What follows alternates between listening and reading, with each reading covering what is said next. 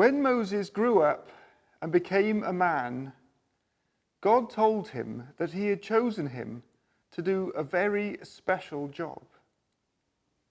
He was going to help God's people to escape from Egypt. Do you remember that they were slaves of Pharaoh, the cruel king of Egypt? Let's open the book to find out what happened to Moses in the Great Escape. So, Moses, the old man, he's 80 years old, went down to the land of Egypt. And on his way, he met Aaron. Aaron, my brother. And Aaron said, Moses, how are you? And they're both pretty old. And together they went to see the king. And Moses said to Aaron, you've got to tell the king a message. So Aaron said, O king, hear the message. And Moses said, the Lord of these Israelites wants his people to go free. You must set them free. And the king said, rubbish. These people work for me. They are my servants. I decide what happens to them. Their God cannot do this, neither can you. So go away. These are my servants, and they'll do as I say. And so Moses went away. And the Lord said to Moses, now, take your stick and wave it over the river. And he did so, and the river turned to blood. All the fish died, and it stank. And the Pharaoh said, what have you done? And Moses said, these things will happen unless you let the people go. And Pharaoh said, no, rubbish. And so more things happened. They had flies all the way around Egypt. And the people were driven mad by the flies.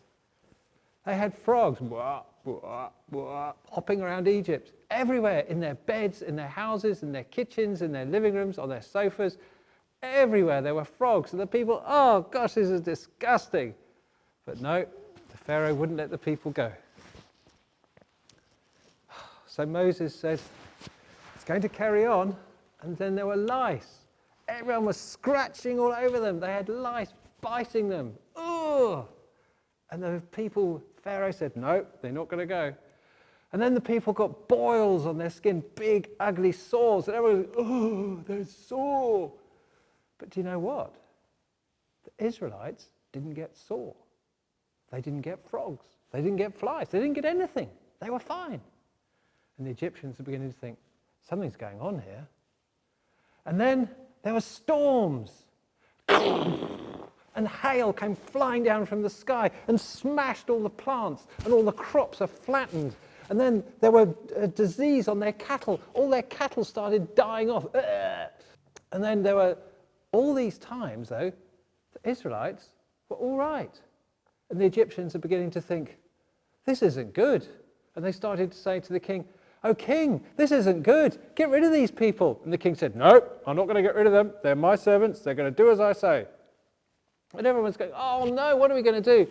And then at last there was a plague of darkness. Darkness so thick it could be felt. And for 3 days the land was dark and there was no sun. And the king went, oh, I don't like this. And then he said, all right, then you can go. So the Israelites said, okay, we're off. And then the king said, no, no you're not, no you're not. And then the Lord said to Moses, Moses, this is the one. I have shown the Egyptians that I am the Lord, that I am greater than all their gods. Now, this is going to change their minds forever. He said, everyone in Israel must go to his house, they must barbecue a lamb, and they must stay indoors and do as I say. If everyone follows what I say, my instructions, they'll be fine. If any Egyptian wants to join them, they can and follow the instructions. If anyone doesn't do this, this night their firstborn child will die. And the Lord said to Moses, tell the Pharaoh this. And the Pharaoh said, I'm not interested.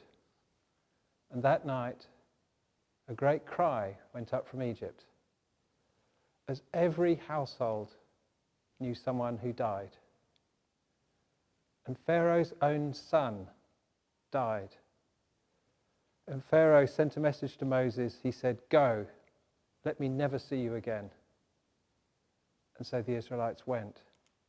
And they ran, and they ran, and they ran away. And they took all their stuff with them. And they ran away. And then they got to the sea. And they looked at the sea. And they looked behind them. And there was an army. An army was chasing them. And they cried out to Moses, "What are we going to do? There's the sea on this side, an army on this side. What's going to happen?" And the Lord said to Moses, "Moses, lift up your stick. Wave it over the sea." And do you know what happened? The wind blew. The seabed came and it was dry. And the Israelites were surrounded by water. The Egyptians couldn't get round them. And the Israelites went through the sea, walking on dry land as the wind blew. And then the Egyptians said, "Look, they're going through the sea." And the Israelites went through the sea. And then the Lord said to Moses, "Moses, take your staff and put it back over the sea." So Moses did this. He waved his stick over the sea. And do you know what happened? The sea came back. And the Egyptians who were following them, splosh, they all fell in the sea. And that was that. And the Israelites came out on the other side of the sea. And they looked back. And they were free. And they went, "Oh, yes, we are free. We have escaped. Wow." If the king of Egypt had not been stubborn, none of these horrible things would have happened. He should have listened to Moses. In the news each week, we hear about people who are being treated cruelly, just as the Israelites long ago. Let's close our eyes for a moment and think about the people who are being treated badly today.